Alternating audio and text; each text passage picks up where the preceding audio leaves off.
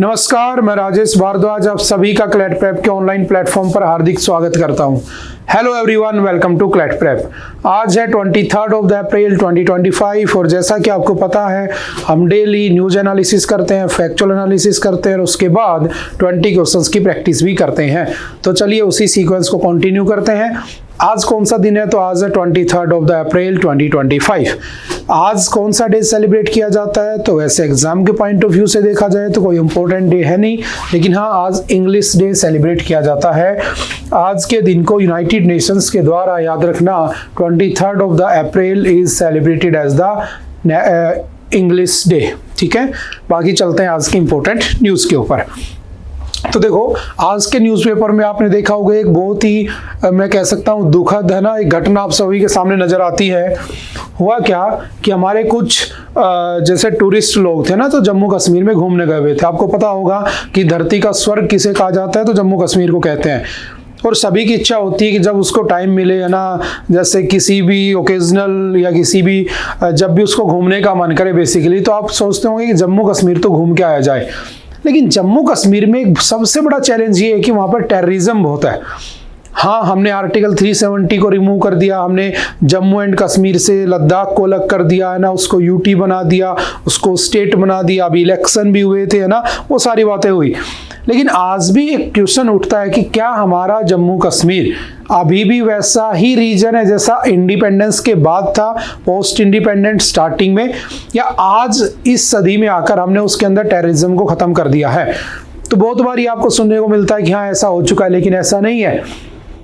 ये मैं कह सकता हूं कि जो आपका जब से आर्टिकल 370 हटा है उसके बाद ये सबसे बड़ा हमला होता है। कौन सा? पहलगाम। हुआ क्या कि कुछ टूरिस्ट घूमने गए हुए थे, कहाँ पे? पहलगाम में।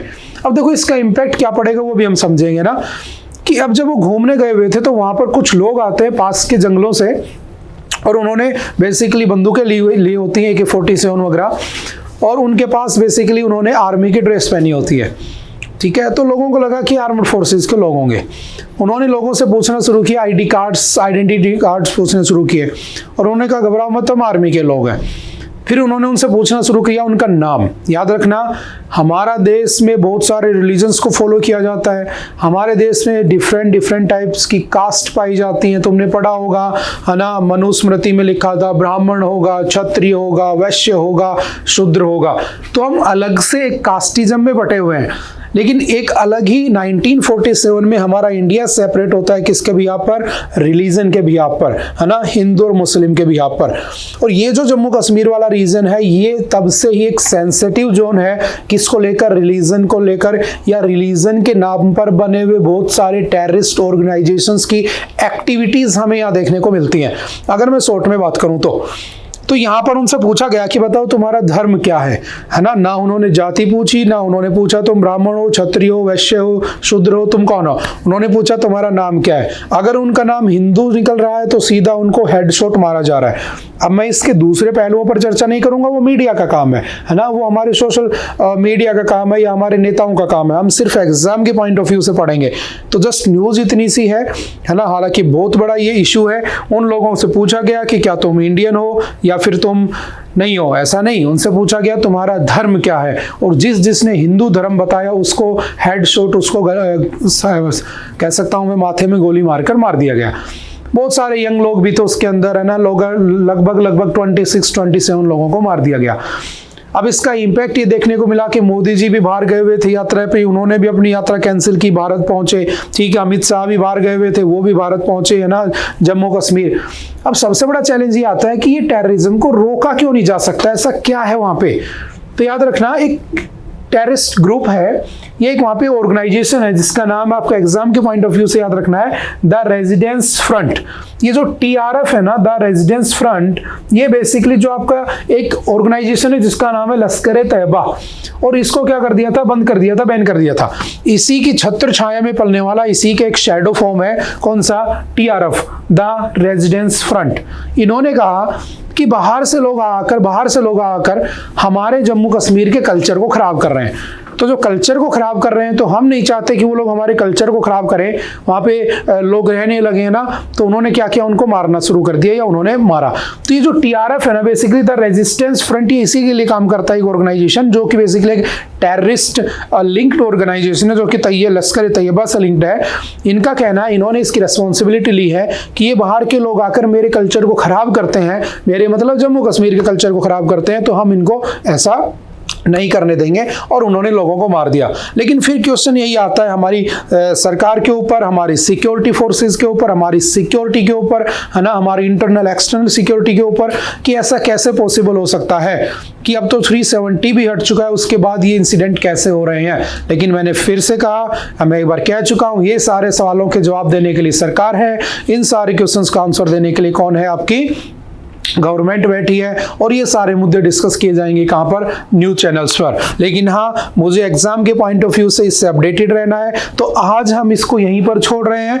जब इसके अंदर कुछ नया अपडेट होगा ना कुछ बातें निकल के आएंगे, ठीक है। पाकिस्तान का इसमें लिंक निकलता है कि नहीं निकलता है, उसके बहुत सारे बयानबाजी हो रही थी उसके अंदर, है ना, कि हम देख लेंगे, ऐसा कर लेंगे, वैसा कर लेंगे, ठीक है। उधर से बांग्लादेश वाले रीजन में भी हमें ये सब देखने को मिल रहा है। तो ये एक हो सकता है कि आगे चलकर ये जो एक मुद्दा है, ये इशू एक बहुत बड़ा रूप ले ले, और हम इसको एक अलग से MIT के रूप में पढ़ना भी पड़े। तो आज के हिसाब से बस इतना ध्यान रखना, ये कुछ इंसिडेंट हुआ है, हाँ, एग्जाम के पॉइंट ऑफ व्यू से भी इंपॉर्टेंट है, और हमारे नेशनल सिक्योरिटी के लिए भी बहुत बड़ा कंसर्न है, ठीक है। तो बाकी बातें हम करेंगे जब ये आगे पहुंच जाएगा। दूसरी बात, आपको पता होगा, vice president of America JD Vance Bharat घूमने आए हुए हैं, ठीक है। अभी वो 3-4 दिन के लिए यहीं जयपुर के अंदर स्टे कर रहे हैं, राजस्थान घूम रहे हैं, ठीक है। यहाँ पर उनकी समिट मीटिंग भी होने वाली है, ठीक है। तो उस तरफ से देखते हुए भी सिक्योरिटी कंसर्न्स निकल के आते हैं।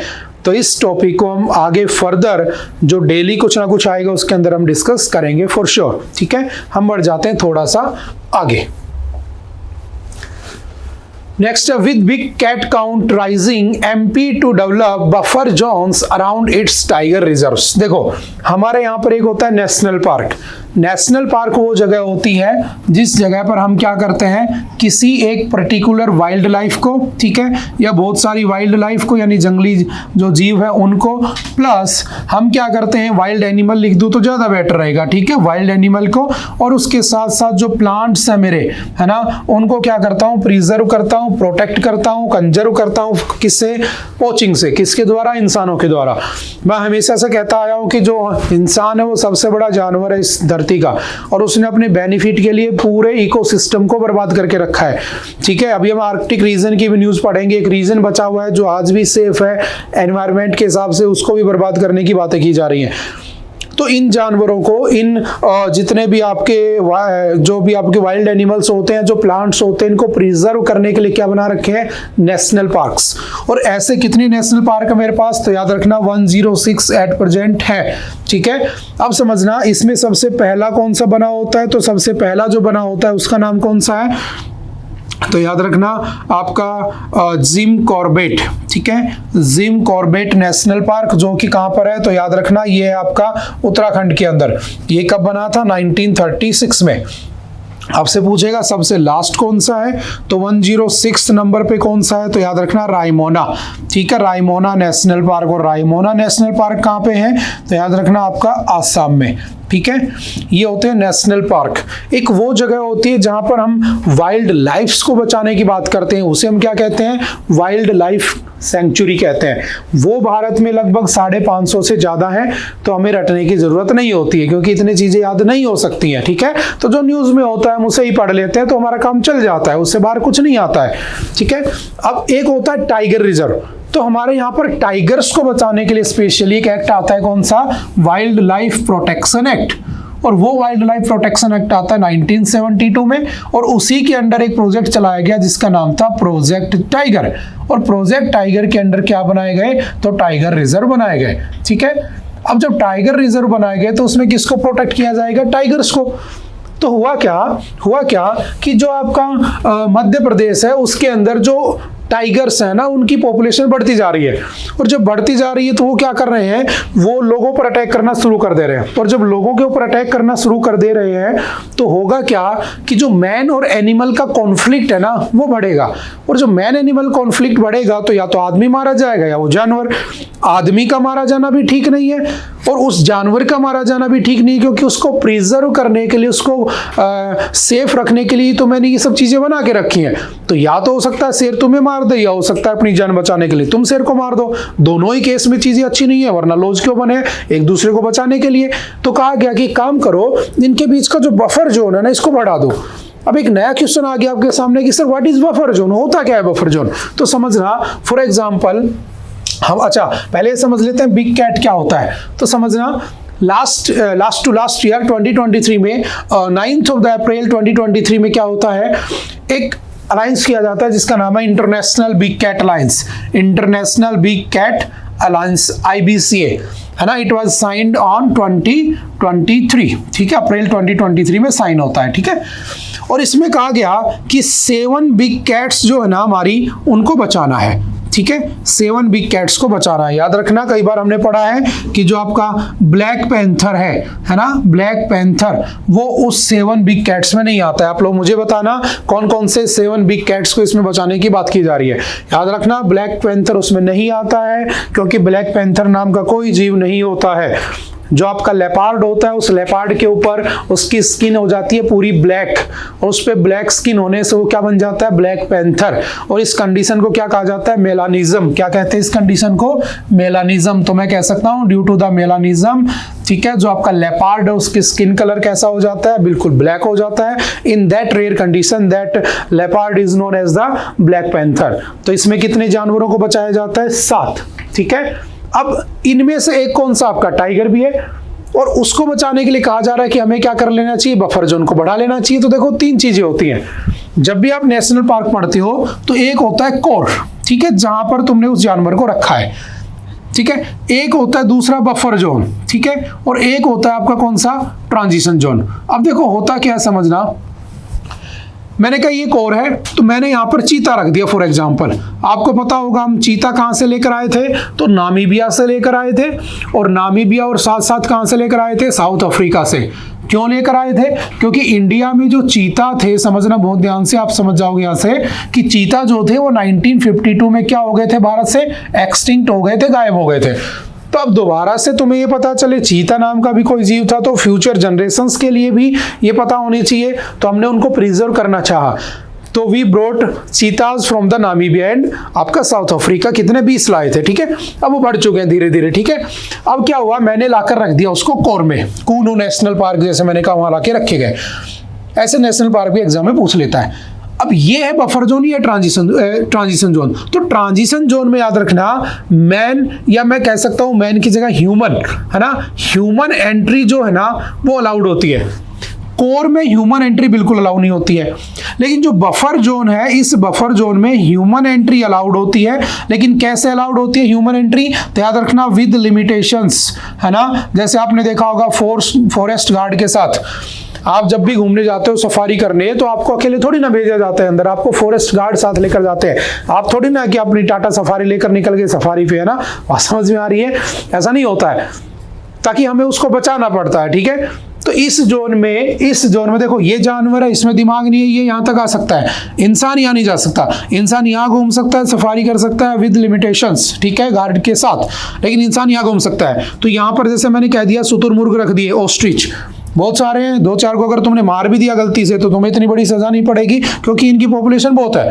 लेकिन गलती से तुम यहाँ तक अलाउ कर दिए गए और तुमने बंदूक लेकर किसी को मार दिया, है ना, किसी चीता को, तो ये बहुत बड़ा कंसर्न है, क्योंकि वो पहले से एंडेंजर्ड लिस्ट में बैठा है, तो हमें उसे बाहर निकालना है वहां से, समझ में आ रही है। तो यहाँ तुम अलाउड नहीं हो, यहाँ हो। लेकिन अब क्या हो रहा है, जो कोर एरिया है ना, उससे चीता निकल के, या जो आपके टाइगर है वो निकल के बाहर आ जा रहा है, और बाहर आ जा रहा है तो क्या कर रहा है, ये जो बफर जोन है वो छोटा पड़ जा रहा है, और जब बफर जोन छोटा पड़ जा रहा है तो वो इसको बाहर क्रॉस करके बाहर आ जा रहा है, और जब बाहर आ जा रहा है तो उसका किससे कॉन्फ्लिक्ट हो जा रहा है, ह्यूमन से।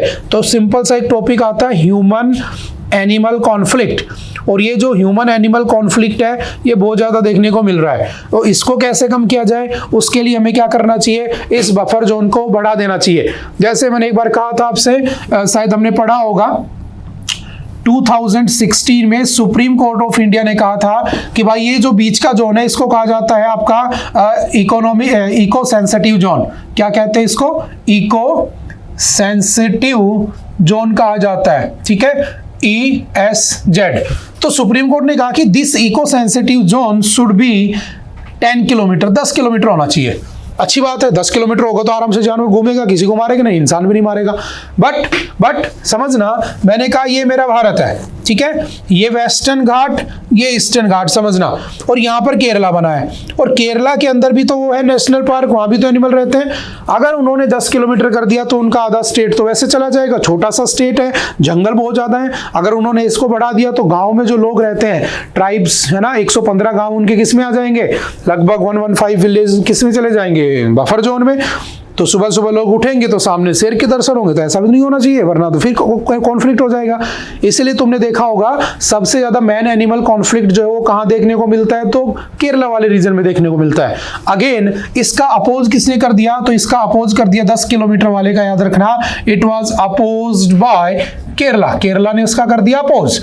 फिर अगेन 2022 में 2022 में सुप्रीम कोर्ट ने कहा कि चलो ठीक है, एक काम करो, इसको 1 किलोमीटर कर दो। तो 1 किलोमीटर का भी अपोज किसने कर दिया?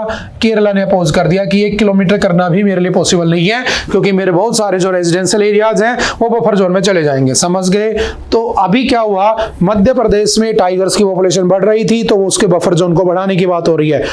तो आप समझ चुके होंगे, 2 बार सुप्रीम कोर्ट का डिसीजन आ चुका है, केरला अभी भी इसका अपोज कर रहा है, तो अभी भी न्यूज में चल रहा है। ये बात समझ में आ रही है? क्या बफर जोन होता है, क्या ट्रांजिशन जोन होता है, क्या कोर होता है, कैसे नेशनल पार्क काम करता है, कैसे वाइल्ड लाइफ सेंचुरी काम करती है, और कैसे टाइगर रिजर्व काम करता है। आई थिंक आप ये बातें समझ चुके होंगे एनवायरमेंट के पॉइंट ऑफ व्यू से। ऐसे क्वेश्चंस आपके एग्जाम में देखने को मिल जाते हैं। तो चलिए इसी के साथ बढ़ते हैं नेक्स्ट न्यूज के ऊपर, ठीक है? ओके,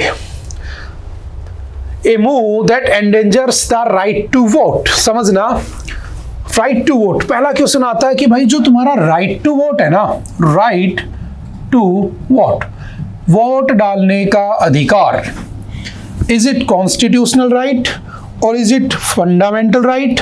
क्या है ये? तो याद रखना, आपका वोट डालना क्या है? आपका कॉन्स्टिट्यूशनल राइट है, ठीक है। लेकिन एक बार हाई कोर्ट ने कहा था कि जो आर्टिकल 19 है ना, जिसमें freedom to speech and expression ये सब आती हैं, उसके अंडर आपका राइट टू वोट किस में आता है? फंडामेंटल राइट में भी आता है। तो ये भी बात ध्यान रखना।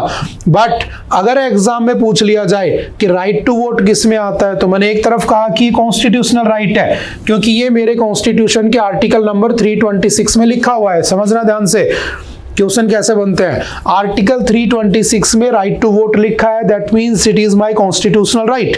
But in fundamental rights there is no discussion about the right to vote. तो ये फंडामेंटल राइट नहीं है। बट एक बार हाई कोर्ट ने कह दिया था किसी केस में कि आपका जो राइट टू वोट है वो आपका क्या है? कॉन्स्टिट्यूशनल राइट है। किसमें? फ्रीडम्स में आता है, आर्टिकल 19 में लाई करता है। तो अब ये कॉन्फ्लिक्ट आ गया कि बताओ ये इसमें कहा जाएगा कि इसमें। लेकिन एक बात ध्यान रखना, जब भी एग्जाम होता है तो एक चीज को फॉलो किया जाता है, एनसीईआरटी, ठीक है। बहुत सारे क्वेश्चंस पे कॉन्फ्लिक्ट होता है, लेकिन जो एनसीईआरटी में लिखी हुई बातें वही सच मानी जाती है, ध्यान रखना। इसलिए बहुत बार बच्चों को ये रिकमेंड भी किया जाता है, हालांकि आपके सिलेबस में इतनी सब चीजें नहीं आती हैं, कि एनसीईआरटी ही बेस मान के पढ़ाया जाता है। तो एनसीईआरटी कहता है कि जो आपका राइट टू वोट है वो बेसिकली क्या है? Constitutional right. तो अगेन ध्यान रखना, किसको राइट माना जाएगा? कॉन्स्टिट्यूशनल राइट को राइट माना जाएगा। समझ गए? अब समझना मुद्दा क्या है, ठीक है। आप ये 2-4 बातें समझ गए होंगे। और अगर आपसे पूछे राइट टू वोट कब दिया गया था, तो याद रखना पहली बार अगर मैं कहूँ वुमेन्स को, मेंस को, सबको एक साथ राइट टू वोट कब दिया गया था, तो याद रखना आपका 1919 के एक्ट के बाद।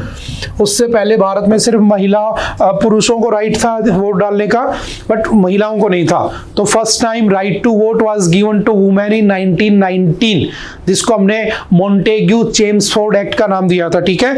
उसके बाद धीरे धीरे जब एक्ट ऑफ 1935 आया, गवर्नमेंट ऑफ इंडिया एक्ट 1935, उसके बाद सबको राइट टू वोट दे दिया गया ना, कास्टिज्म वो सब हटाकर। समझ गए? अब एक बात समझना कि हमारे यहाँ पर वोट डालने की एज क्या है, मैं उसको भी डिस्कस कर लेता हूँ, फिर हम न्यूज़ के ऊपर चलते हैं। तो वोट डालने की एज पहले हुआ करती थी 21 ईयर, 21 साल। लेकिन बाद में इसको कम किया गया, ठीक है। यूनिवर्सल अडल्ट फ्रेंचाइज जिसको बोला जाता है, इसको कम करके जो वोट डालने की एज थी वो कितनी कर दी गई, 18 ईयर। तो आज कितनी है वोटिंग एज, 18 ईयर। और कैसे हुआ ये, तो याद रखना by 61st constitutional amendment 1989 right to vote age for the voting was reduced from 21 year to the 18 years. ये भी ध्यान रखना, समझ गए। अब चलते हैं, मुद्दा क्या है, आर्टिकल क्या डिस्कस कर रहा है, ठीक है, इन्होंने क्या इसमें लिखा है ना। अब समझना, इस द हिंदू के एडिटोरियल में कहा गया a move that endangers the right to vote. अब राइट टू वोट की वैल्यू हम समझ चुके हैं, कॉन्स्टिट्यूशनल राइट है, ये सब है। कहा गया कि काम करो, हमारे यहाँ पर इलेक्शन कमीशन ऑफ इंडिया, समझना बहुत ध्यान से, इलेक्शन कमीशन ऑफ इंडिया, ठीक है, इसका आर्टिकल कौन सा है, आर्टिकल 324, ठीक है, ये भी कॉन्स्टिट्यूशनल बॉडी है। ये भारत में वोटिंग के लिए रेस्पॉन्सिबल है, अकाउंटेबल है फॉर द वोटिंग। और इसका काम है वोटिंग करवाने के लिए क्या करना, वोटर आईडी कार्ड जारी करना है, समझना ध्यान से, ठीक है, वोटर आईडी कार्ड देगा, ठीक है। अब कहा गया कि इस वोटर आईडी कार्ड को लिंक कर दो, किससे लिंक कर दो, बोले आधार कार्ड से लिंक कर दो।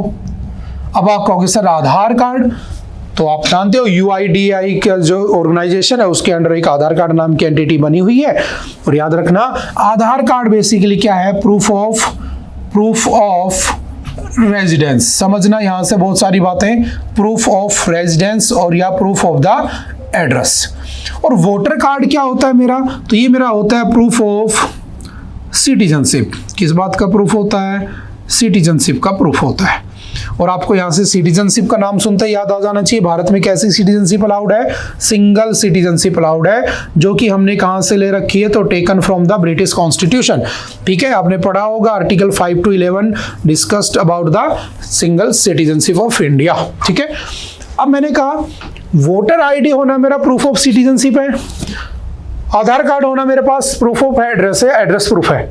अगर मान ले मैं फॉरेन का बंदा हूं, मैं बाहर का बंदा हूं, ठीक है, मैं भारत में आ गया और मैं 182 दिन यानी कि 182 डेज से ज्यादा यहां रह गया या 182 डेज तक यहां रहा, तो मेरा आधार कार्ड बन जाएगा, ठीक है, मेरा बन गया आधार कार्ड।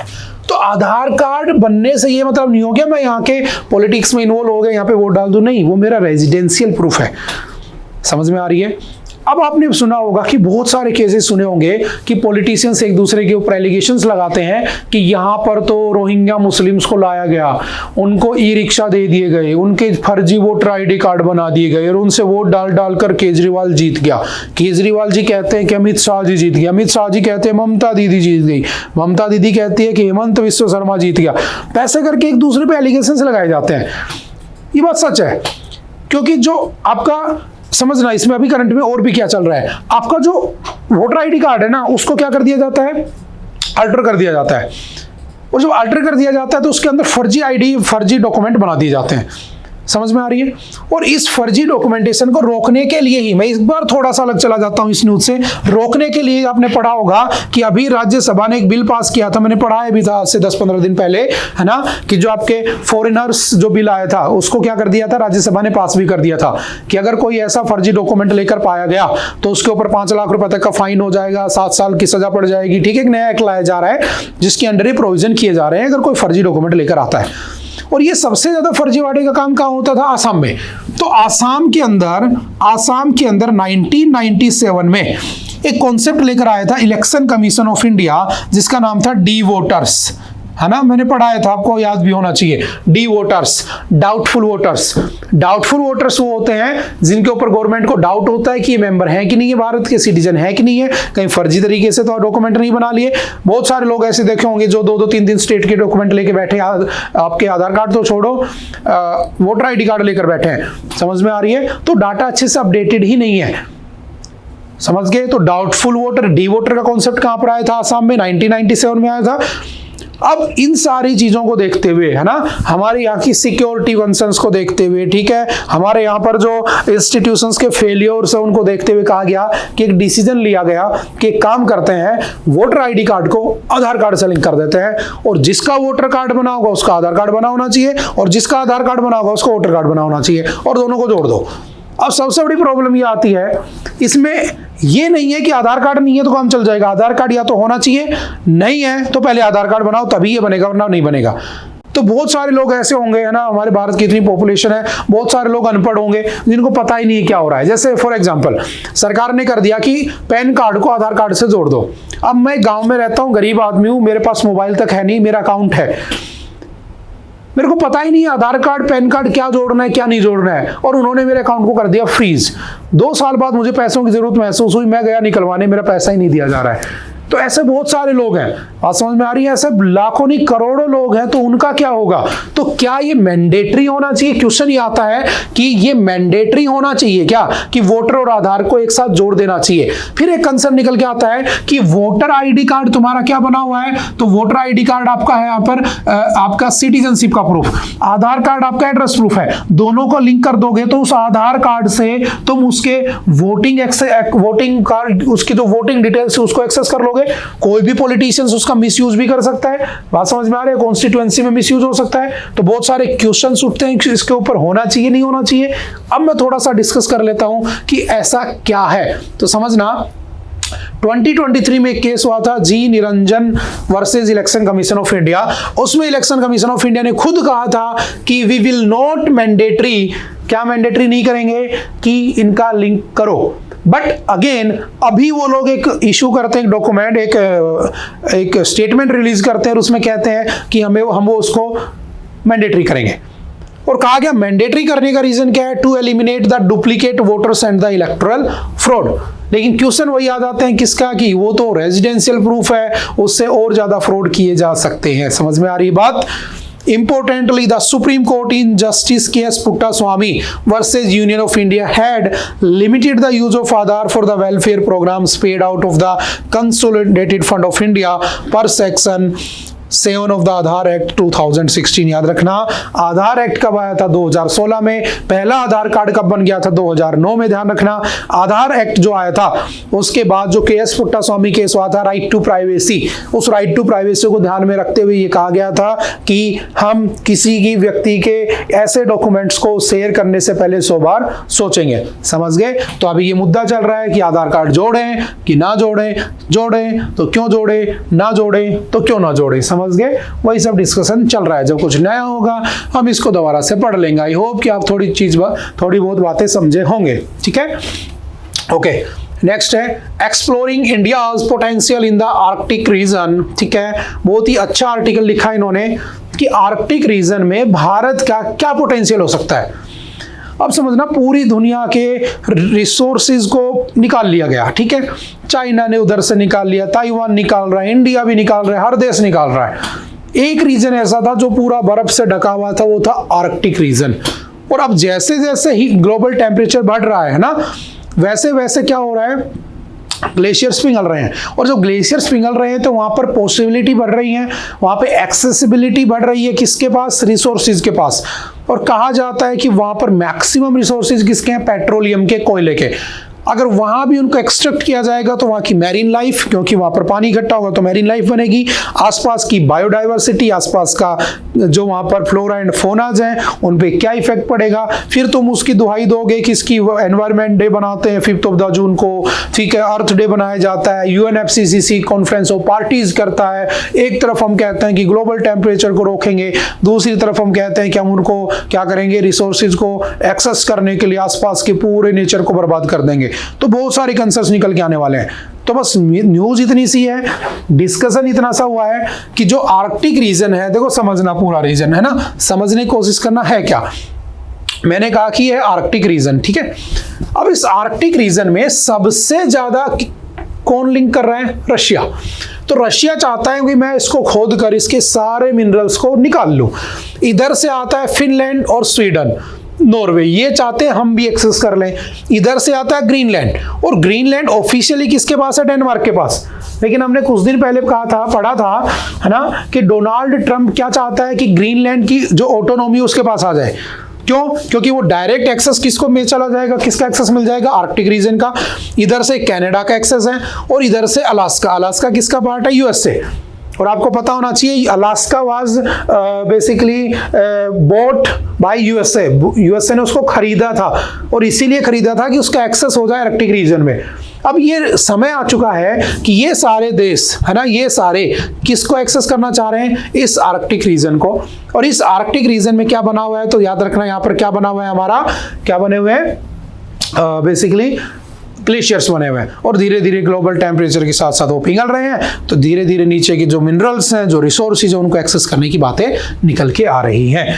जैसे हमारे यहाँ पर आर्कटिक रीजन में 12.2% पर डिकेड की स्पीड से क्या हो रहा है, ग्लेशियर्स पिघल रहे हैं। ठीक है, साथ के साथ जैसे ये पिघलेंगे तो forming a new northern sea route में बन रहा है। मतलब अगर ये पिघल गया तो इधर से पैसिफिक, अमेरिका के इधर पैसिफिक है, इसको इससे जोड़ देगा और आपके साथ साथ किसको, अटलांटिक को जोड़ देगा, तो तीनों रीजन्स को जोड़ देगा। तो ये रशिया जब यहां जाता है एशिया में, तो इधर से तो आ नहीं सकता है, पूरा बर्फ है, तो इसको यहां से पूरा घूम के आना पड़ता है। और ये डायरेक्ट अगर यहां से मान लो पानी पानी हो गया और ये पूरा का पूरा आर्कटिक रीजन पिघल गया, मैंने कहा ये, तो सीधा एक्सेस हो जाएगा कहां पर, एशिया की तरफ निकल आएगा। बात समझ में आ रही है? तो ये सारी कंसर्न भी निकल के आ रहे हैं कि हो सकता है कि जैसे सिल्क रूट हम पढ़े थे, ऐसे पोलर सिल्क रोड बनाने की बात भी हो सकती है। अब दो कंसर्न है, देखो मुझे इंडिया के बारे में समझना है कि इंडिया क्या करेगा, है ना। अब इंडिया अगर इधर चला गया रशिया के साथ तो ये नाराज हो जाएंगे भाई साहब अमेरिका, और अगर इंडिया इधर चला गया तो ये नाराज हो जाएंगे। और ये और रशिया और चाइना आजकल क्या हो चुके हैं, भाई भाई हैं। हमने पढ़ा था हिंदी चीनी भाई भाई, चाइना ने धोखा दे दिया था, आजकल रशियन चीनी भाई भाई हो रखे हैं। क्यों? क्योंकि वो एक साथ नजर आते हैं, उनकी पॉलिसीज ऐसी बनी हुई है यूएसए को टारगेट करने के लिए। तो अगर मैं इधर चला गया इन दो भाइयों के पास तो ये भाई नाराज हो जाएगा, अगर इस भाई के पास चला गया तो ये दो भाई नाराज हो जाएंगे। तो मैं बीच में हूं, मुझे क्या करना होगा, उसके ऊपर ये आर्टिकल बना हुआ है। तो हमारी सरकार क्या करेगी, हम पढ़ लेंगे, लेकिन हमें तो एग्जाम क्लियर करना है। तो एग्जाम के पॉइंट ऑफ व्यू से याद रखना, यहां पर एक काउंसिल बनी हुई है, आर्कटिक काउंसिल। तो आपसे पूछेगा आर्कटिक काउंसिल कब बनी होती है, तो याद रखना 1986 में बनी थी बाय ओटावा डिक्लेरेशन। ठीक है, आर्कटिक एनवायरमेंटल प्रोटेक्शन स्ट्रेटजी आती है 1991 के अंदर। ठीक है, आपसे पूछेगा कितने मेंबर्स है आर्कटिक काउंसिल में, तो याद रखना there are 8 members in the Arctic council.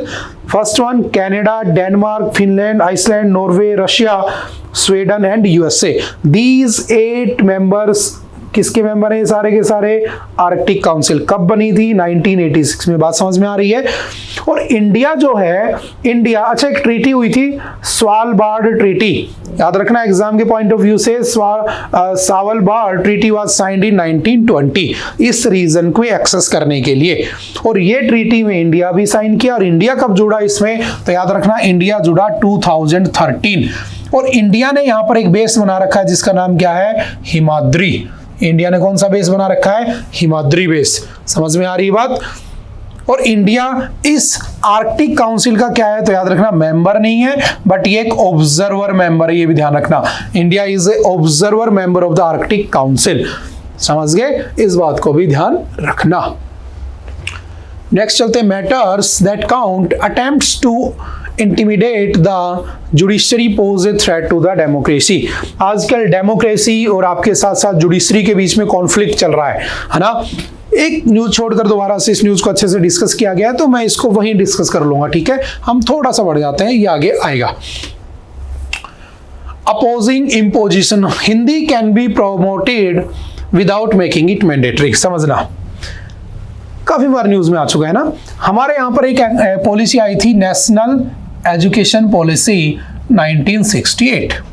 फिर दूसरी आती है नेशनल एजुकेशन पॉलिसी 1986। फिर इसी को मॉडिफाई किया जाता है 1992 में, और अब आई है तीसरी नेशनल एजुकेशन पॉलिसी 2020। अब समझना दिक्कत क्या है, काफी टाइम से हम पढ़ भी रहे हैं, आपको पता भी होना चाहिए।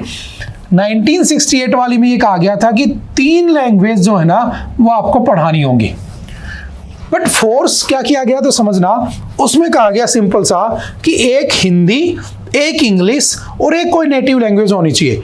तो हमेशा कोशिश की गई कि हिंदी को इंपोज कर दिया जाए हर स्टेट में, और साउथ वाले जो स्टेट है ना, जो तमिल, तेलुगु, कन्नड़, वो हिंदी वालों को पसंद नहीं करते हैं, हिंदी बोलना पसंद नहीं करते हैं, वो अपने कल्चर को प्रिजर्व करना चाहते हैं, कल्चर को बचाना चाहते हैं।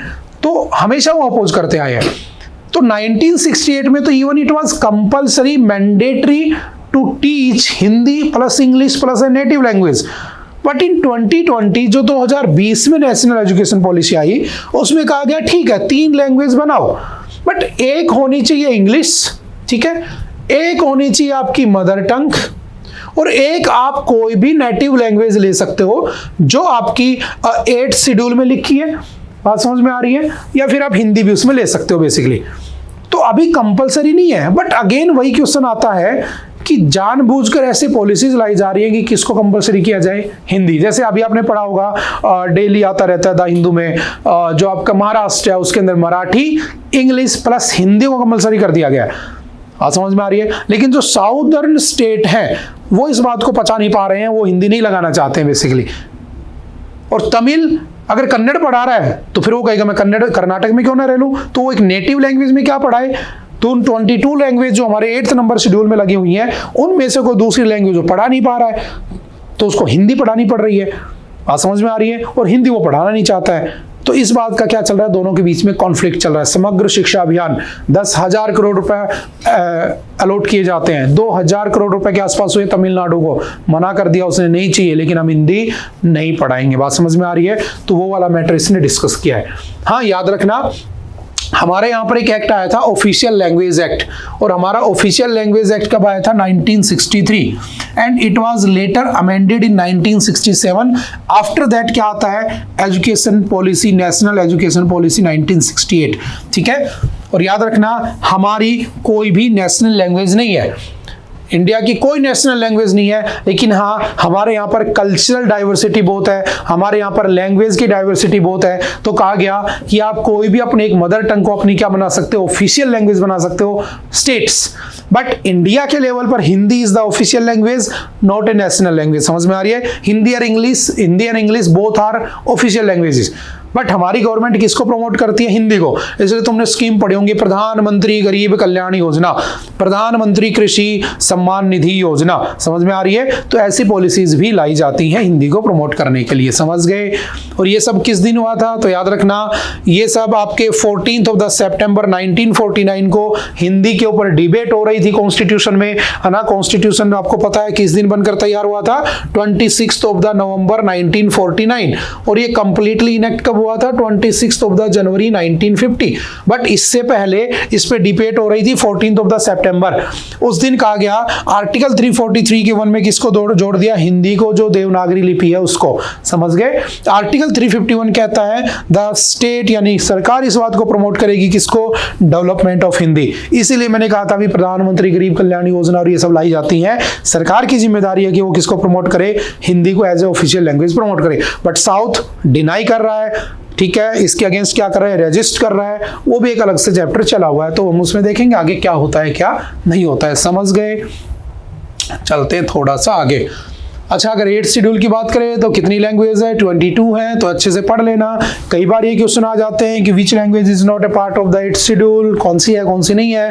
तो देखो आसमीज है, बंगाली है, गुजराती है, हिंदी है, कन्नड़ है, कश्मीरी है, कोंकणी है, मलयालम है, मणिपुरी है, मराठी है, नेपाली है, ओरिया है, पंजाबी है, संस्कृत है, सिंधी है, तमिल है, तेलुगु है, उर्दू है, बोडो है, संथाली है, मैथिली और डोगरी है। ठीक है, उसके बाद ये 14 इनिशियली थी, बाद में सिंधी लैंग्वेज को ऐड किया गया था 21st अमेंडमेंट 1967 में, याद कर लेना। कोंकणी, मणिपुरी, नेपाली ये सब 71st अमेंडमेंट 1992 में जोड़े गए थे। बोडो, डोगरी, मैथिली, संथाली ये कब जोड़ी गई थी? तो ये जोड़ी गई थी 92nd कॉन्स्टिट्यूशनल अमेंडमेंट 2003 से। समझ में आ रही बात? तो there are total 22 official languages of India. तो स्टेट पे डिपेंड करता है कि उसको फॉलो करे तो कर सकता है। ठीक है, और हिंदी क्या है? हमारी official language, not national language. ठीक है, चलते हैं next. Section 69 of the BNS is redundant. देखो है क्या समझना, कह रहा है कि जो आपका सेक्शन 69 है ना बीएनएस का, आपने पढ़ा होगा कि जो बीएनएस है पहले इसको क्या कहते थे? IPC, Indian penal code. It was introduced in 1860 और अभी इसका नाम बदल के क्या कर दिया है? तो बीएनएस कर दिया, भारतीय न्याय संहिता। और इस भारतीय न्याय संहिता का एक सेक्शन है 69 जो बार बार न्यूज में रहता है। आई थिंक जहां तक मुझे याद है इसको हम पहले भी कई बार पढ़ चुके हैं। आज दोबारा से इसका द हिंदू में एक एडिटोरियल आया है, आर.के. विज जो IPS ऑफिसर उन्होंने डाला है, तो हम इसको फिर पढ़ लेते हैं और हमारे एग्जाम के पॉइंट ऑफ व्यू से भी ये इंपॉर्टेंट हो जाता है।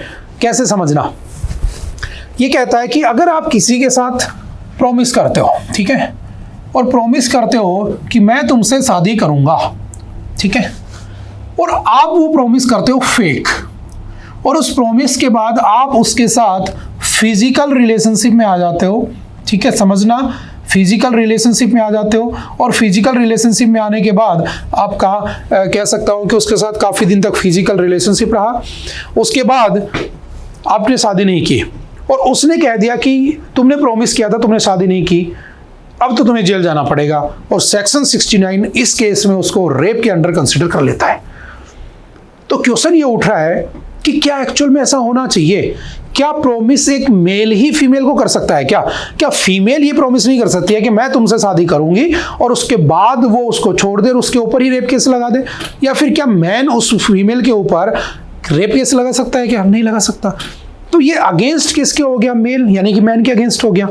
तो इज इट अलाउड? क्या इसको डिसकंटिन्यू नहीं कर देना चाहिए? क्या इसको अनकॉन्स्टिट्यूशनल नहीं कर देना चाहिए? इस बात के ऊपर डिबेट चली आ रही बहुत दिन से, है ना। एक केस हुआ, समझना होता क्या है। Section 69 solely address cases involving sexual intercourse based on false promise of the marriage. First, differentiating between giving a false promise of marriage and committing breach of the promise by the accused.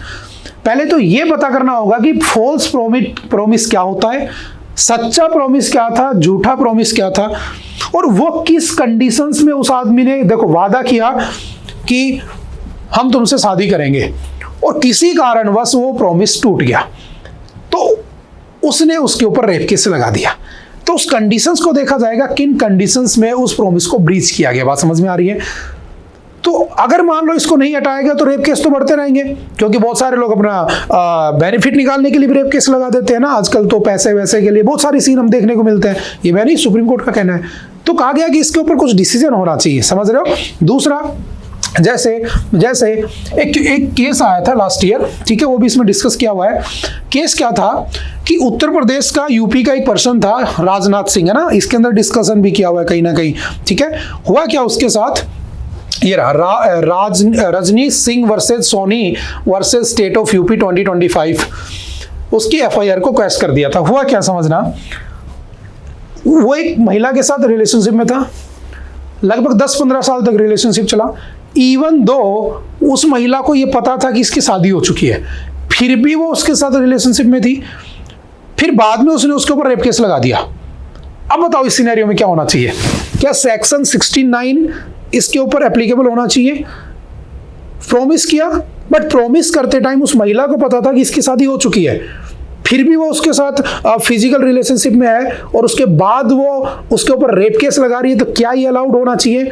नहीं होना चाहिए बिल्कुल भी। तो supreme court ने क्या किया, उसके केस को क्या कर दिया, क्वेश कर दिया, खत्म कर दिया, ये तो फर्जी केस है।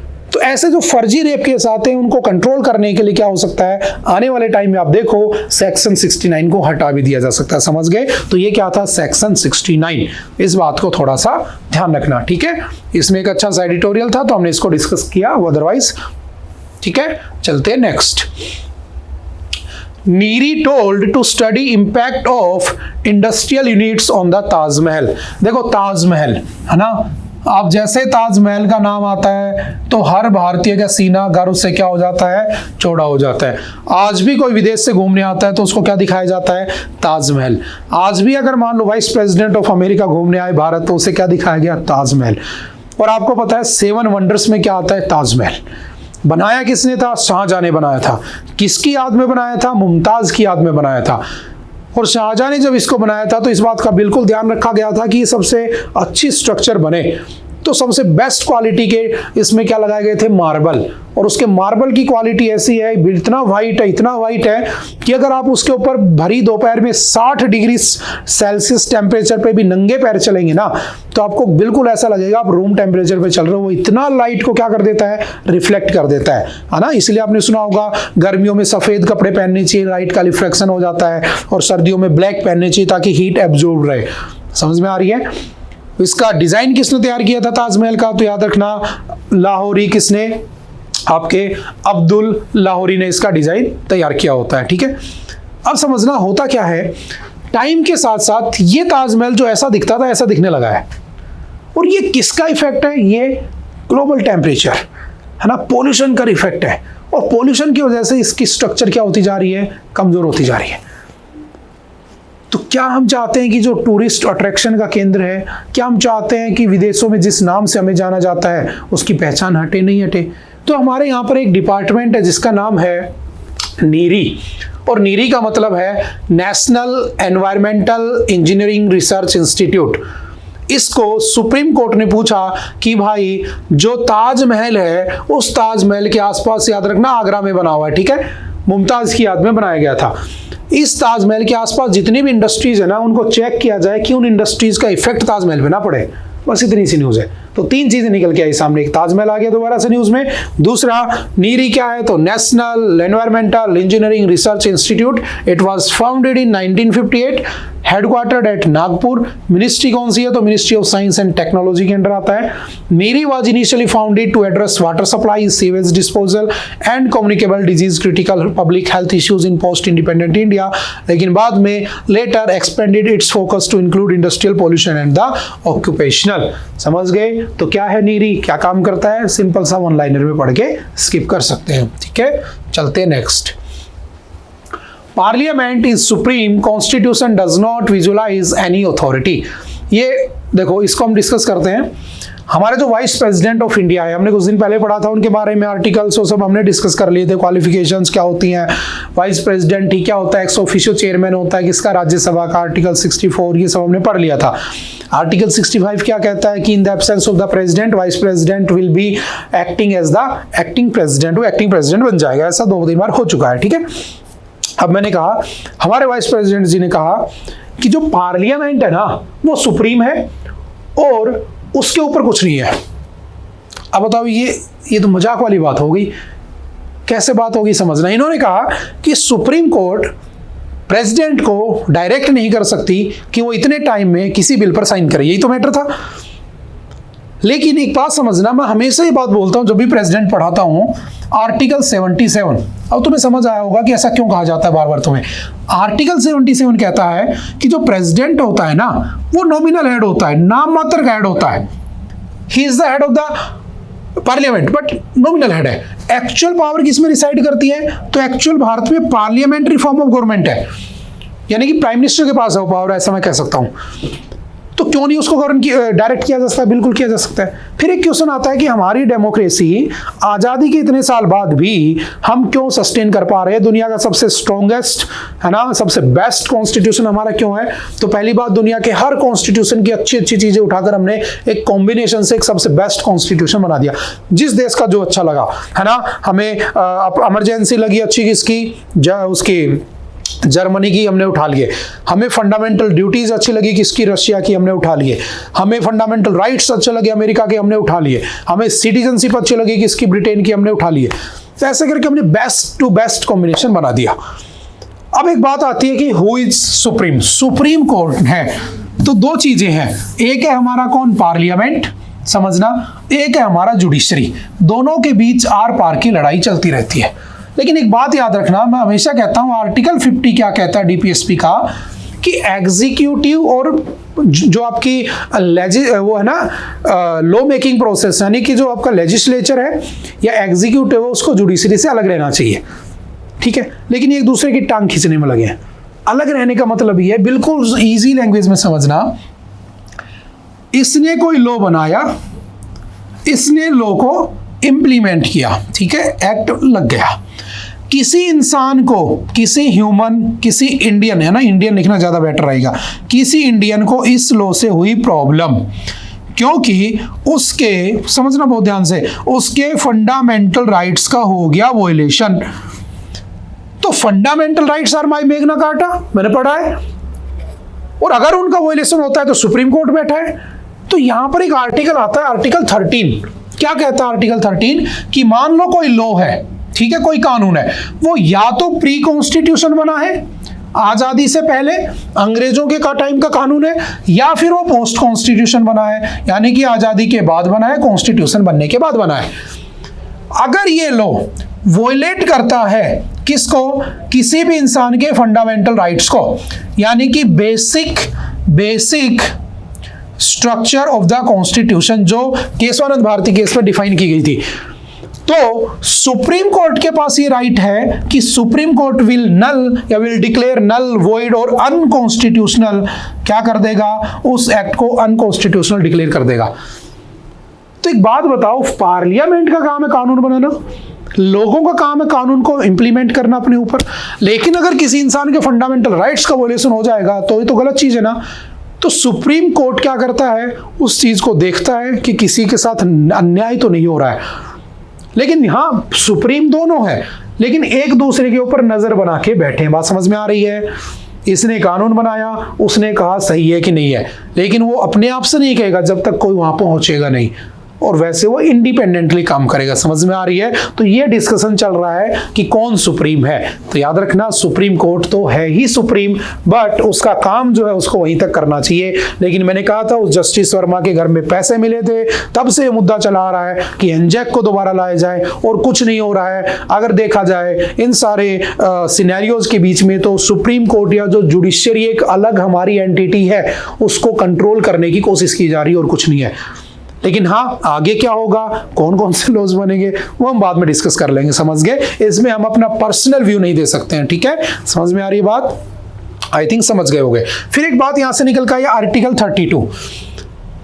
अब आर्टिकल 32 क्या है समझना। आर्टिकल 32 में लिखिए रिट्स का मतलब ये है कि अगर किसी इंसान के स्टार्टिंग के 5 फंडामेंटल राइट्स का वोलेशन होता है, राइट टू इक्वलिटी का, फ्रीडम का, है ना, एक्सप्लॉयटेशन होता है किसका, आपके रिलीजियस जो फंडामेंटल राइट्स हैं, माइनॉरिटीज वाले हैं, इन सब का, तो आर्टिकल 32 में लिखा हुआ है किसके बारे में, तो रिट्स के बारे में, है ना। हमने पढ़ा है पॉलिटी के अंदर कॉन्स्टिट्यूशनल रेमेडीज, तो वो काम करेगा, उसमें फिर सुप्रीम कोर्ट उनके अगेंस्ट जाएगा, तो वो तो जाएगा, क्योंकि उसको तो कॉन्स्टिट्यूशन, देखो हमारा देश चलता किससे है, नेताओं से नहीं चलता है। पार्लियामेंट में आज 200 लोग कुछ हैं, कल 200 लोग कुछ और आएंगे, बट देश कौन चला रहा है, कॉन्स्टिट्यूशन, और कॉन्स्टिट्यूशन के बेसिक फीचर्स को प्रोटेक्ट कौन कर रहा है, सुप्रीम कोर्ट। तो आप समझ चुके होंगे हु इज द सुप्रीम, ठीक है, मुझे बताने की नीड नहीं है।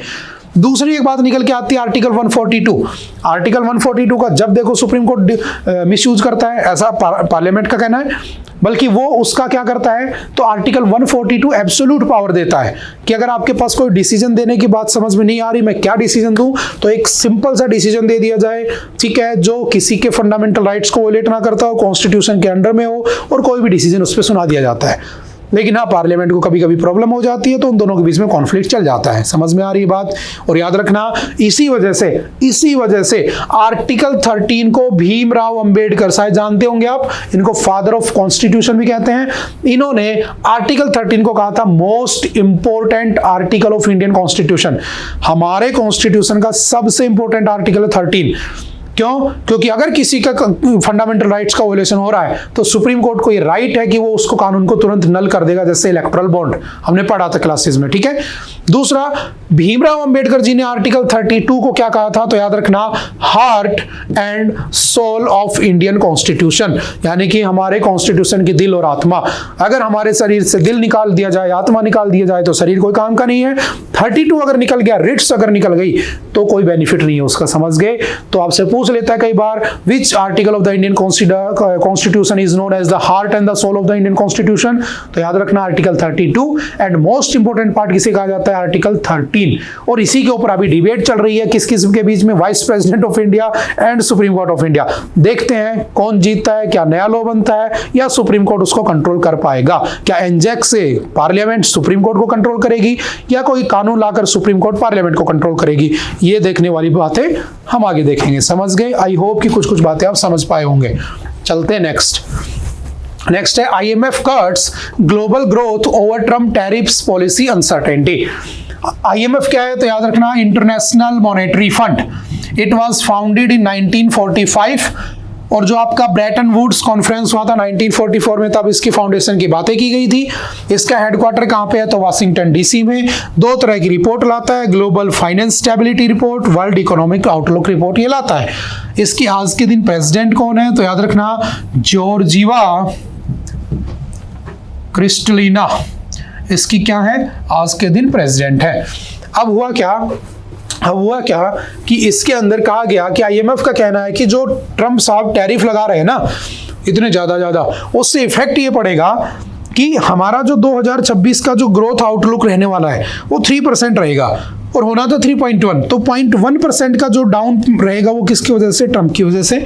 दूसरा, जनवरी से इस महीने को कंपेयर करूं तो जनवरी से इस महीने में 0.5% लेस देन जन 2025 क्या हुआ? हमारा ग्रोथ हुआ इंटरनेशनल लेवल पे। समझ गए? तो वो सब इसने डिस्कशन किया। तो फैक्चुअल क्वेश्चन के पॉइंट ऑफ व्यू से याद रखना, वाशिंगटन डीसी में हेडक्वार्टर है, काम क्या करता है? डेवलपिंग कंट्रीज को पैसा देता है।